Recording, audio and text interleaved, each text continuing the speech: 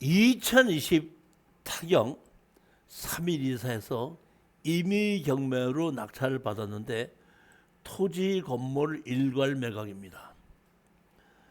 감정 가격이 1억 4,900이었는데 7,300까지 떨어져서 이 부산에 있는 저희 수강생이 저희 법인 가지고 입찰에 들어간 겁니다. 저는 항상 얘기하기를 절대 지르지 말라 그러죠. 근데 제 강의 듣는 사람들은 대부분 경매에 있어서 한 2, 3년, 3, 4년을 경험한 사람들이거든요.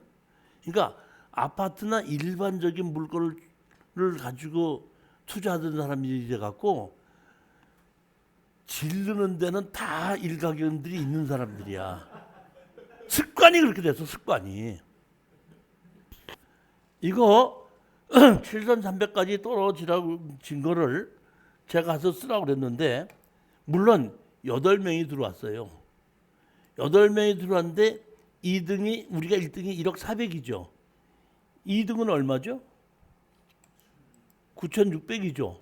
그럼 우리 2등하고 이거하고 벌써 800 차이가 난 겁니다. 물론 여기는 그런 정도밖에 차이가 안 나고 2등이 좀 높게 쓴 거지만은 제가 봤을 때 이거 얼마 정도 받았냐면 9,600만 원이 맞는 가격이에요. 9,000에서 9,500 사이가 원래 이거 낙찰 받은 그 가격이 맞는 가격이에요. 그래야지 수익이 어느 정도 생기는 건데 물론 지금도 이것이 수익이 안 생긴 건 아닙니다. 자 보십시오. 이거는 왜 가격이 이렇게 떨어졌느냐. 지목이 뭘로 돼 있죠? 전으로 돼 있고 2종 일반 주거지역이다 보니까 농지증은 필요 없습니다. 그 다음에 뭐가 있죠? 건물이 있죠. 정식으로 건축물 관리장이 있는 땅입니다. 그렇기 때문에 여기는 건축물 관리 대장을 가지고 지목을 대지라고 바꿀 수가 있기 때문에 이거는 농지법상 농지가 아니라 사실상 대지인 겁니다. 그렇기 때문에 농지증은 필요 없고 2종 일반 주거지역이 없습니다. 자, 여기에 감정평가사가 이렇게 한 건데 여기 보면 이 우리가 낙찰을 받을 땅이 이 땅인데 도시계획 시설로 이렇게 금이 가져 있죠. 이렇게 금이 가져 있으면은 이 필지 전체를 건축허가도 내주지 않고 신축도 안 되고 중축도 안 되고 개축도 안 되고 대수도 안 되고 아무것도 안 됩니다. 그러니까 수용할 때까지 그대로 두는 수밖에 없어요. 손 못 댑니다. 이거는.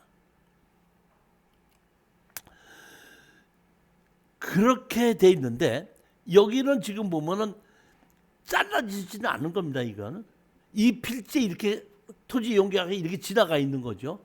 근데 사실은 이 가운데 여기 집이 있고 여기 있는데 이것이 도시계획으로 이렇게 지었기 때문에 그래서 제가 이거를 입찰에 들어가라고 그런 거예요. 낙찰을 받았지 않습니까?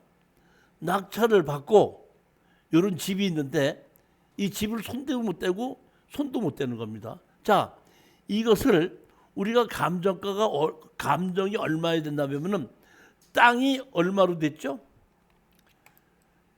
311제곱미터인데 제곱미터당 45만 원의 감정이 됐죠.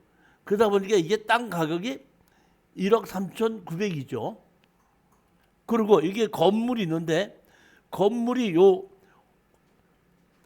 허물로 수용당할 건물이 400만 원짜리가 하나 있고 35만 원짜리가 하나 있고 그 다음에 얼마짜리가 있죠?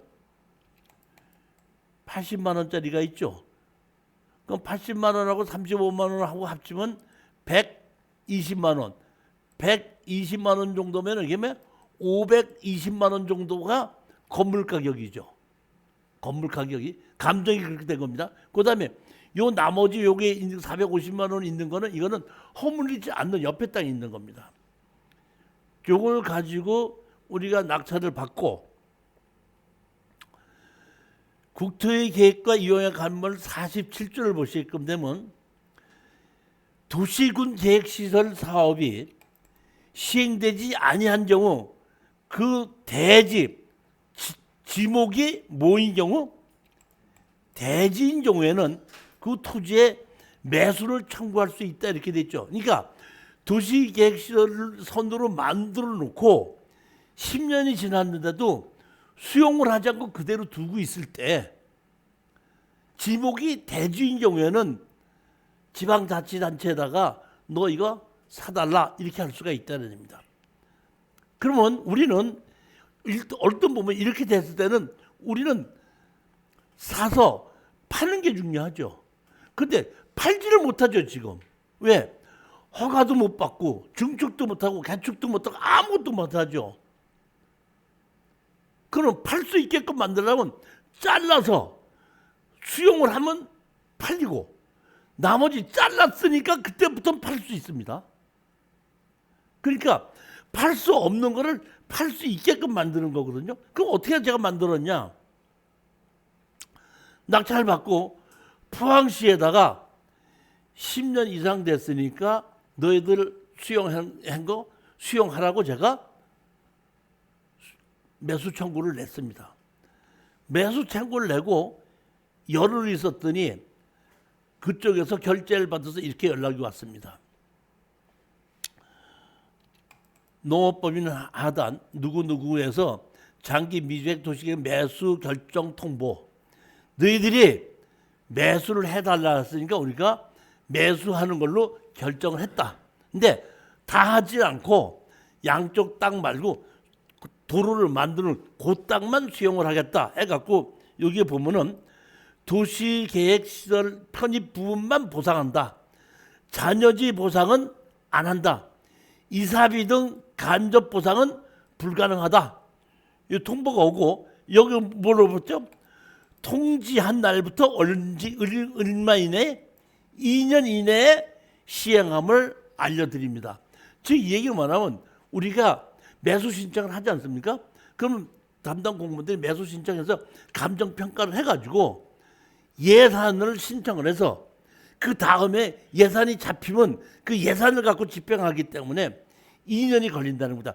첫 해는 감정을 해서 돈이 얼마가 필요한지를 조사를 하고 조사 필요한 거를 그 다음에 쓸 거를 예산에다가 신청을 하고 예산 신청해서 예산이 잡히면 그 다음에 준다 이런 얘기입니다. 이게 보면 그래서 2년 근데 반드시 2년이라는 것이 아니라 올해 안에 그러니까 올해 가을에 신청하면 내년 가을쯤 여름쯤에는 나온다 이렇게 보시면 됩니다.